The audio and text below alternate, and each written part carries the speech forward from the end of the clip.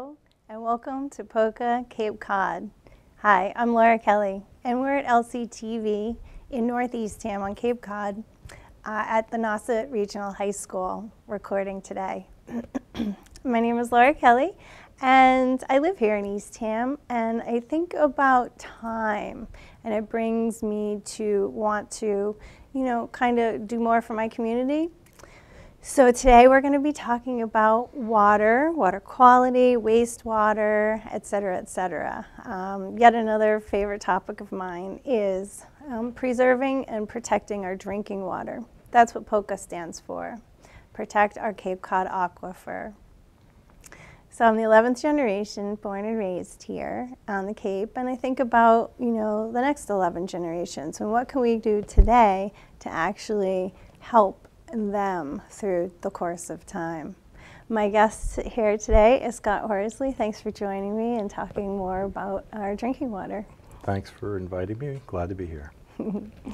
And so we're going to actually explain something that the Cape Cod Commission has been putting together, this plan. It's called the 208 Water Plan.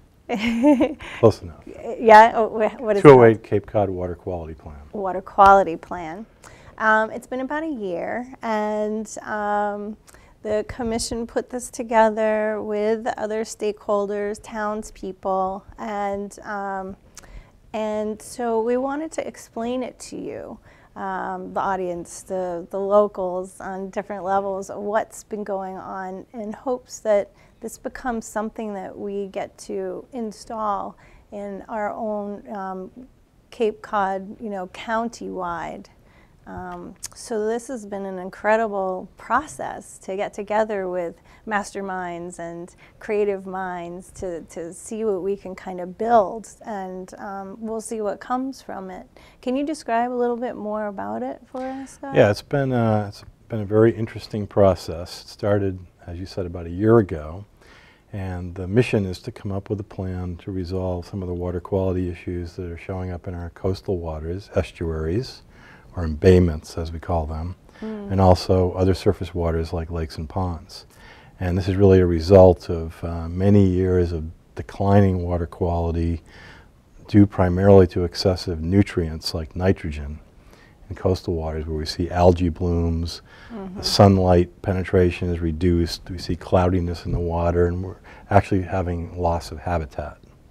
And so that's both in freshwater and saltwater, correct? It is. It's both fresh and salt, that's right. So we need to lessen our amounts of, said things, fertilizers, nitrogen, and such like that. And in the meantime, educating the public of how to lessen that. We can also introduce other modalities, right? That's right. There are three main sources of these nutrients coming onto the Cape. One is natural, from precipitation. There's actually a fair amount of nitrogen in rainfall. Right. But then, as Cape Cod, we import virtually all of our food. And so that comes across the bridge, and that turns into wastewater, of course. And then we also import a very large quantity of fertilizers that are used for lawns, athletic fields, and golf courses, et cetera. So those are the three primary sources of nutrients. And creating excessive nitrogen, which then affects our drinking and our salt waters. Yeah, coastal waters, marine waters are very sensitive to excessive nitrogen. In fact, just to illustrate that, there's actually more nitrogen in rainfall than our coastal waters can actually accept alone. So when we add the fertilizers and sewage to that, it really becomes a problem. So what you've done with the Cape Cod Commission, or what's your position in this? Okay, so I have my own consulting firm, Horsley Witten Group, but in this case I'm serving as a consultant to the Cape Cod Commission, who's the primary or is the author of this plan. So there are a number of other consultants serving on this plan that I'm working along with, and a tremendous amount of public engagement, stakeholder groups, and you've been to some of those meetings. Yes. Where we've had great discussions with town officials and interested parties and the general public. And the exciting part of this process to me has been that we've really been able to take the time to really give a thoughtful analysis to really all of the options that we might have to solve these problems. And we've been able to have that conversation with a very broad group of people. Right. So it started about a year ago. I got an invitation, being the non-toxic consultant in Provincetown, to play with Provincetown. And at that point, there were paired towns, so Provincetown and Truro. And then I live here in Eastham, so I'm representing, or part of the Eastham Wellfleet crew.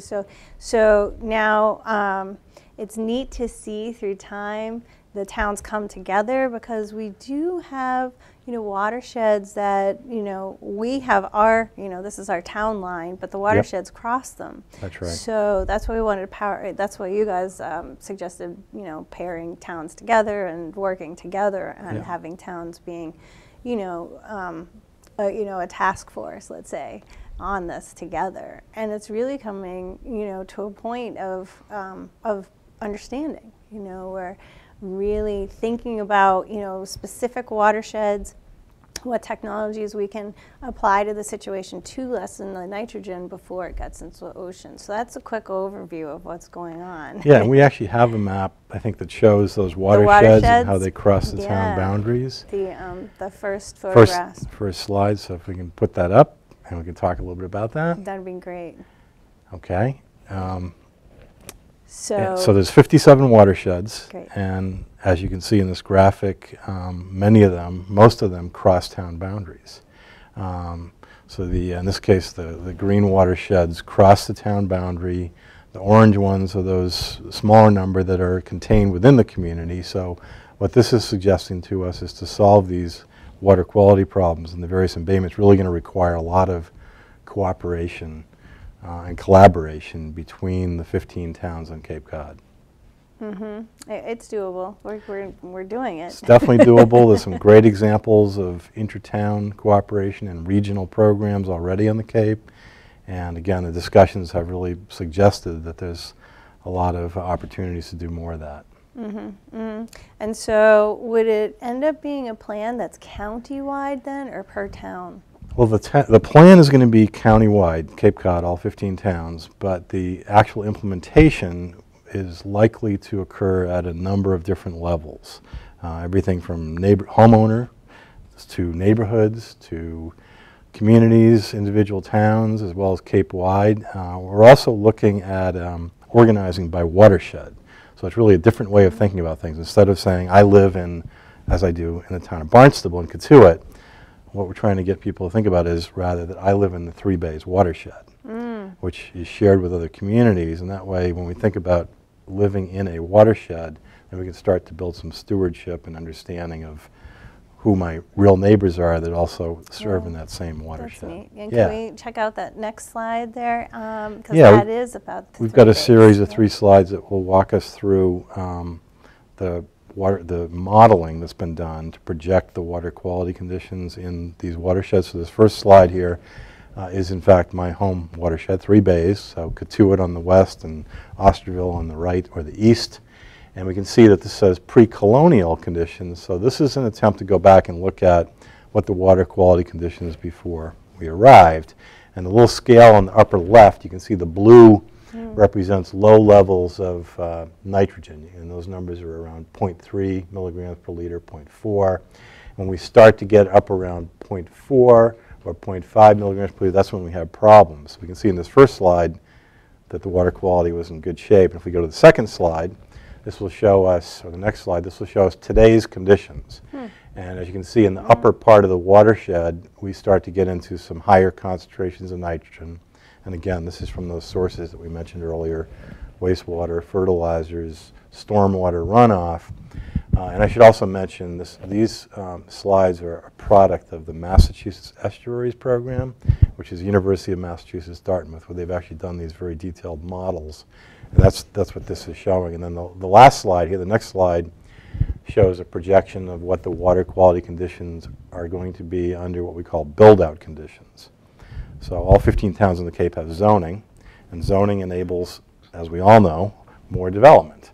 And so this slide is suggesting what the water quality conditions will be under that future build-out. And we have this same analysis for many of the watersheds and embayments on the Cape. And that's really the basis for the plan. This is kind of the starting point, the problem. Right, is creating a baseline to Yep. seeing where we're at and projected in the near future where we're headed. Yep. And so then let's talk about the solution. Yeah, so this plan is really about solutions. Right. And we're really, as I said before, the exciting thing to me is we're really looking at the full range of all applicable technologies. The conventional approach to solving this problem has been building sewers, Right. connecting homes, Title piping V. them to a centralized wastewater treatment plant. And we have examples of this in the Cape that are working very well: Provincetown, Hyannis, Chatham, and a smaller system in Falmouth. However, because of the land use and the density on the Cape, this is expensive in many places because we're spread out. And so there are other alternatives that are probably more cost effective and may have some additional benefits, what we call co-benefits, jobs, habitat, restoration, et cetera. So we're looking at, as I said, a full range of interesting technologies to try to address these problems. So we call them technologies, or you guys call them technologies, or otherwise known as solutions. And there are 7 technologies? Well, there's actually a long list Probably a of lot them, more. but I think today, given the time we have, we can probably highlight maybe 6 or 7 of them that are maybe getting the most play. And we can just kind of walk through them if that makes Yeah, sense. that'd be So I great. think that we have a slide of, the next slide I think is a picture of the first technology that we've been considering, if we could go to that slide. It's permeable reactive barriers, and this is a system where we actually dig a trench, if you will, and probably only 4 or 5 feet wide and about 40 feet deep, if you can envision this. And the idea, as this slide is suggesting, is to intercept the groundwater flow that has the nitrogen in it, and then fill that trench with some sort of reactive media. In this case, we're talking about something like wood chips, an organic source. Bacteria grow in there, and these systems have been used in various parts of the country pretty successfully to remove as much as 80 or 90% of the nitrogen passing through them. Have you tried any on the Cape? We have some of these built in Wacoit Bay in Falmouth on a small scale, and the results of that study were 95% removal or better. Is it expensive? Well, that's what we're looking at right now. There's a lot of variables here. It appears that if we put these in the right places, they will be not as expensive as sewering. They'd be a better, more cost-effective approach. So we look for the right places, which is shallow depth of groundwater near the coast, down gradient, as we call it, of high density areas with those high nitrogen concentrations. And if we can identify the correct sites, then we can build these cost effectively. Oh, interesting. So in a, like say, excuse me, the 3 Bays watershed area, you would perhaps put this closer to the edge by the ocean. That's right. And then instill 2 or 3 or 4 other technologies. And it turns out to be kind of like a math project with the percentages, and each technology could lessen the amount, the purpose is to lessen the amount of nitrogen, fertilizer, blah, blah, blahs. So that's the picture of what we're trying to do throughout all of Cape Cod at every single cove, basically. That's right. And you actually make a good point, because no one of these technologies we think will solve the problem. So the vision is to apply many of them at various locations and cumulatively be able to remove enough nitrogen to solve the problem. So let's talk about just quickly some other ones. The ones that my favorites, if I could say, Okay. are what I'm calling the more sustainable ones. You know, setting up, something like what we were just talking about. Sure. Is, going to last X amount of years, 20 years, let's project. We're hoping at least 20 years. At least, okay, good. Using other technologies are things that are already existing here on the Cape before us and will last longer than us, I completely believe, which would be oysters. Yep. Oyster beds is a great technology that we could use, that they just, siphon through the nitrogen through their system. Also trees, weeping willows love to drink. Right. Plants, we do plant remediation, putting them, eelgrass beds on purpose to lessen the amount of of of protecting ourselves here, drinking our salt waters. Yeah, the interesting thing, one of the interesting parts of this, I think, is the pollutant that we're talking about, nitrogen, which is very problematic in estuaries, is actually a nutrient, as you know, and plants need this and utilize it. So if we can get the nutrients in the plants together, we can really solve this problem. So you're right, a lot of the techniques we're looking at are reestablishing vegetated buffers between developed areas and the coastal areas, and then trying to get the eelgrass to come back, and using oysters to filter feed in the water column and take phytoplankton out of the water column and remove nitrogen that way. So many of these so-called technologies are actual natural processes that we're just trying to restore into the watershed. And there's great promise for that. Yeah, and that would actually last longer than what I'm calling man-made. So setting a lot of those up in as many areas as possible could be beneficial for generations. I think that's right. A lot of these again, I'll call them technologies, are things that once you establish them really can last indefinitely with minimal operation and maintenance. And that really turns me on about this whole entire process, I have to say. Being a naturalist, I am excited to see us try to put them into place to help us in our pathway, while not harming nature. So right. It's kind of a neat balance to play with. It's a little game here. So please list some other technologies. Yeah. So if we go a couple slides ahead here, I think we got another one showing the permeable reactive barriers using injection wells. We can kind of skip by that and go to, we have another technology called bioretention. And this is what we were talking about a minute ago, bringing vegetation back into the picture. Out in the Pacific Northwest part of the country, they have something called the Green Streets program, where they're actually claiming back asphalt and sidewalks and revegetating the roads, if you will. Great. And bringing that vegetation in to treat the stormwater using, again, these natural processes. So one of the technologies, if we can go ahead to the next slide, is a bioretention system that shows vegetation being established within a sidewalk. Here we go. So this is taking the stormwater runoff from the roadway and bringing it into a newly constructed part of the sidewalk that, as you can see here, has vegetation in it, and process that stormwater, which has a lot of nitrogen in it, through that vegetated system. Yeah, that's great, and it looks good too. It looks good. That's a good filter. That's all natural, and it's neat to see it coming together in other parts of the world. So it is. It'd be fun to see. And how long do you think time was? 3 years, 5 years that this, well, the planning process is a 2 to 3 year process where there'll be a plan published soon, and through the summer there'll be public comments that'll be issued, and we hope to, by the end of the calendar year, finish that plan.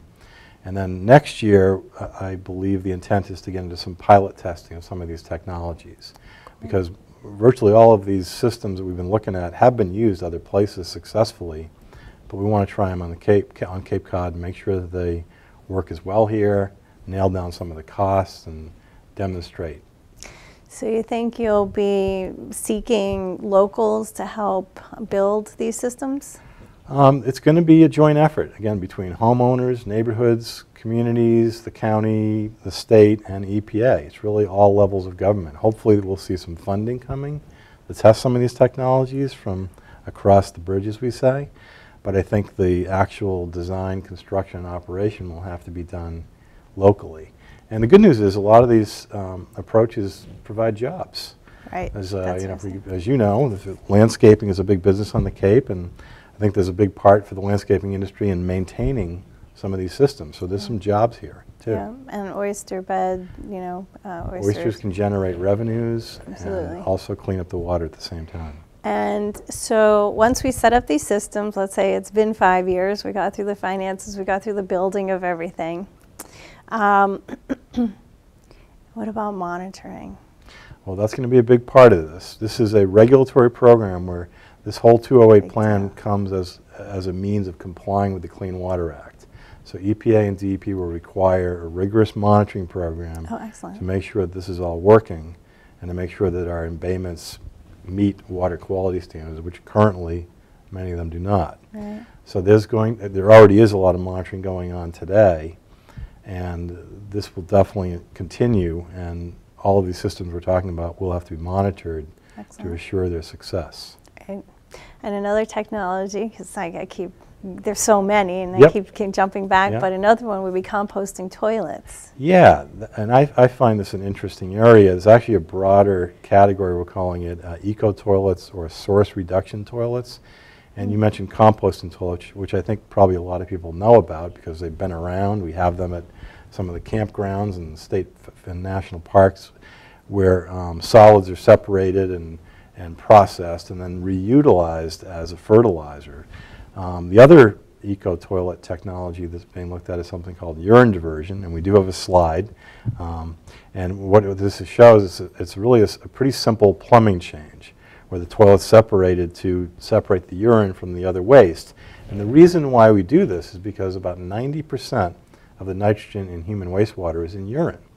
So if we can separate it, store it, and then process it and use it as a fertilizer. And by the way, this has been done in Europe, it's been done in Australia, it's been done in China, and now we're installing some of these systems in the town of Falmouth to do some testing. So this again is an existing approach, and again it holds, I think, a lot of promise. And there's actually a place in Falmouth that has them all set up, so you can go and That's look, right. and it's like take a field trip up to the New Alchemy Institute. Now called the Green Center. Now called the Green Center, You yep. actually go see these systems. Yeah, there's about 15 of them, and so you can see the size of the toilets and then, you know, what it all entails and even finances. But that's another huge piece of this puzzle that each homeowner in the Cape has the option to, you know, become part of the solution. That's right. That's right. And a lot of these technologies we're looking at, again, are the focus is to try to look at the ones that have the low cost, relatively low maintenance as alternatives to conventional technologies. So you're right, homeowners are going to play a big role in this. Will they adopt an alternative toilet system if they can save a lot of money and solve the nitrogen problem? And I think the jury's out on that. There's going to be a lot of discussion, a lot of public education, a lot of demonstration projects, and we'll see where that goes. So we don't want to actually have any, you know, waste plants on the Cape. Well, no, I wouldn't agree with that. As I said, we have 4 now, and I think there's more coming, and there should be. But I think from the studies that we've done so far, I suggest that they should be targeted at the high-density town village centers, because that's where you have the density to make it cost-effective. And so I think there probably is good reason for more sewering and wastewater plants, but I don't believe that wastewater treatment plants alone are going to solve the problem Cape-wide. So I think they'll be targeted in the town centers, and the more rural areas of the Cape will have to rely on other solutions. I have a big visual with, you talked about it earlier, how where does most of our food on Cape Cod come from? It's not on Cape Cod. You know, we can't sustain ourselves here at this point anyway. So if all this comes here and then we leave it here through our own systems, you know, it's unsustainable, really, you know. Yeah, I mean, when you think about it that way, it's not surprising that we have a problem, because we're importing a lot of this nitrogen and very little, if any, is leaving the Cape. So it's constantly being built up. So that's another solution, though, actually. It is, I think, and oysters are probably a good example of that. If we can start replacing part of our diet here with more and more local food, and certainly shellfish, finfish is a good start, and we do have some other crop type agriculture here. I think we're obviously going to be still importing a significant amount of food, but that can certainly have, again, another co-benefit.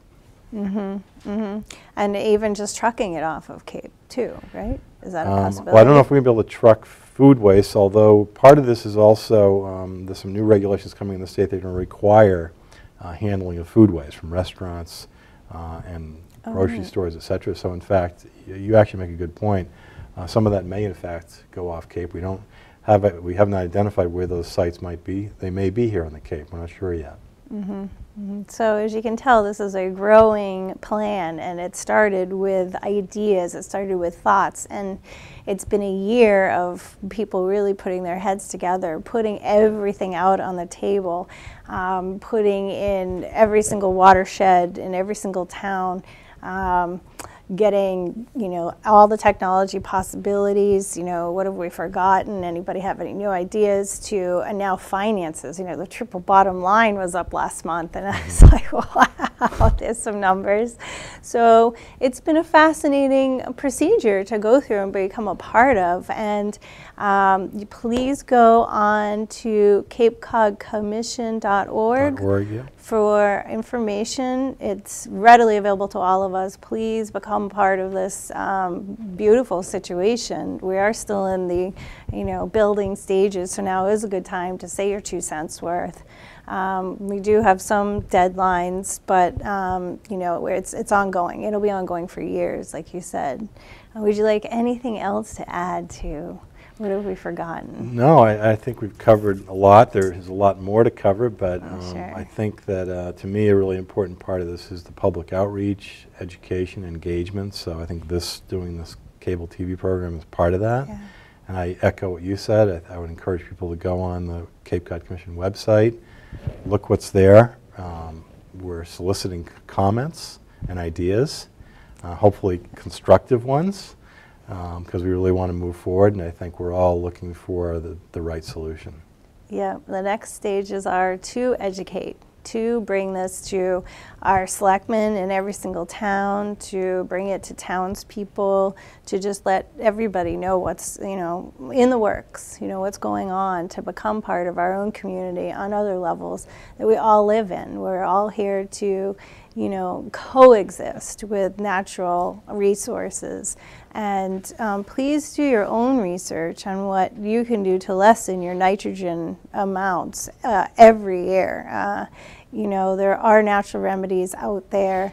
You know, there's, you know, things like clover lawns instead of, you know, typical grass lawns that need less amounts of fertilizer, even none, if grown in the correct soil. So thank you very much for listening today, for being a part of this, for checking out the Cape Cod Commission.org's website, for voicing your opinions and bringing any new thoughts to this. It's really a big deal for our present time to think about what's going on in our near future. So thanks for joining us today, Scott. Thanks for being Laura. here. Yeah. And thanks for joining us, townspeople and locals, here at POCCA Cape Cod TV at LCTV. Take good care.